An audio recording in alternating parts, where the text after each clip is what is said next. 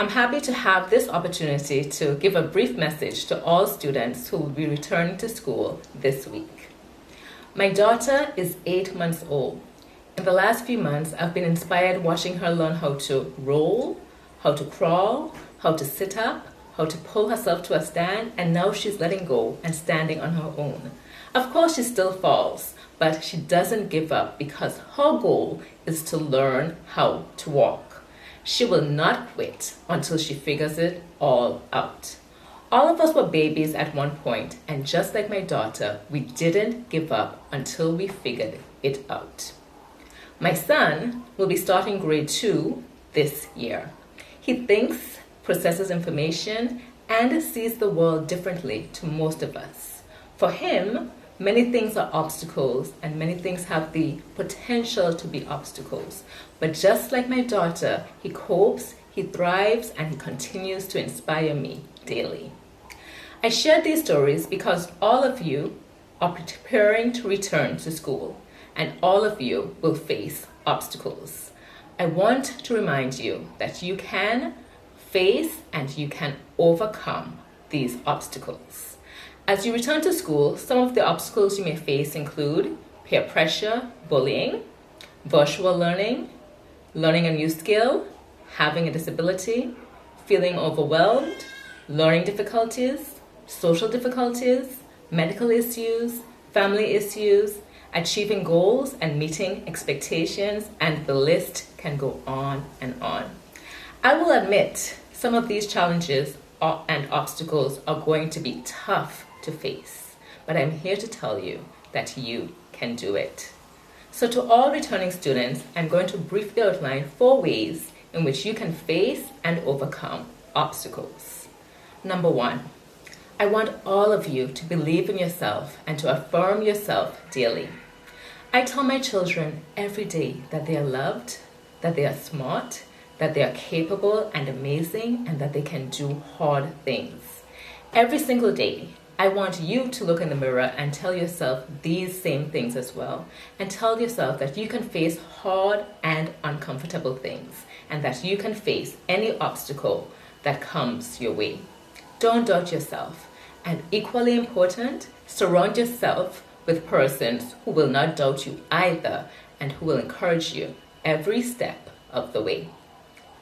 Number 2, put your focus on the positive outcome or the solution rather than the obstacle. Now, we all know the story of David and Goliath. The entire army was afraid because they focused on the obstacle, the giant. David, on the other hand, focused on the solution, his sling and his faith in God. When faced with an obstacle, try to figure out how you can go above it, below it, or through it to overcome it. Break it down into smaller components and always ask for help if you need it.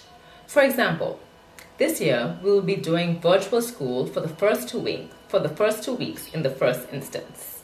Reach out to your teachers if you're having trouble coping or struggling to understand a concept. Be sure to ask someone else for help if you need it. Number 3, understand that failure is okay. Failure happens in life. Perhaps you didn't do as well as you had hoped on an English test or math test. Does that mean that you say, I'm just going to give up on math and English? Of course not. Failure teaches us and helps us to learn and grow so we are better equipped to face other obstacles and challenges. Most of you will not succeed at every new task on your first, second, or sometimes not even your 3rd try. But you can choose to view failure just as Thomas A. Edison did. And he said, I have not failed. I have just found 10,000 ways that will not work. And number 4, and this may be the most important, look for encouragement in God's word and in prayer. You don't have to face any obstacles alone. God doesn't expect you to. Dealing with obstacles is always easier if you have someone to talk to vent, to cry, to share. And the good news is, God is always there. And prayer brings peace when we need it. Remember that God is always with you, that He loves you, and that He wants the best for you. This will help you to face obstacles head on. Obstacles are a way to grow and shape us, so don't run away from them. Figure out how to overcome them with God's help.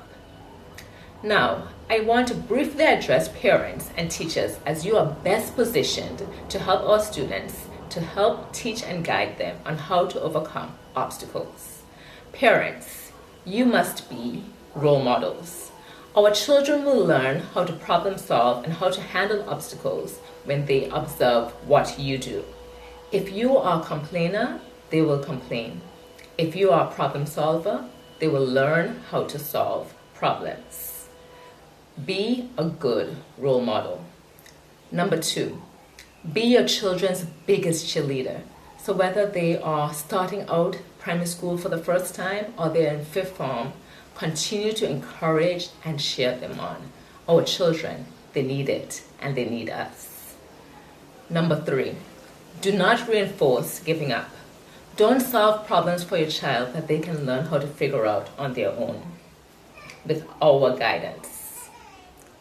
Let them hang in there and they will learn that figuring things out, the reward is much better than just giving in to defeat. So be there to guide them and encourage them.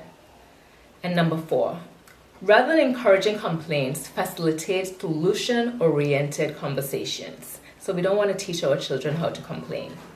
Volunteer with your children. Show them how problems are solved.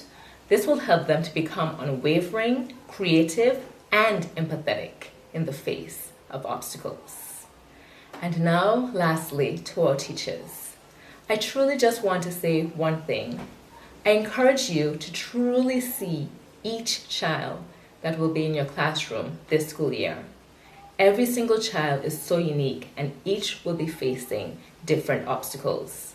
See the child with a hidden disability, the child who may not have had breakfast that morning, and the child who appears to be very social but has so much other things going on. Meeting children where they are. Meet each child where they are. For many children, you may be the only support system that they have. Coming from a family of teachers, I know it is not an easy job, but I know that a teacher who really cares can positively impact and change the lives of a student. Teachers, it's a new school year and you are meeting students for the first time virtually. This is an obstacle that I know all of you are going to do your best to overcome. I end this brief message by asking for God's guidance and protection over our students, parents, teachers, education officials, and all others who are involved in educating our students in some way. We all have a role to play in ensuring that we build young persons who can face obstacles, overcome them, build resilience, and reach their full potential. Students, back to you. When you face something hard this year, I want you to remember one thing. You are so amazing and you can do hard things. Have a wonderful 2021-2022 school year.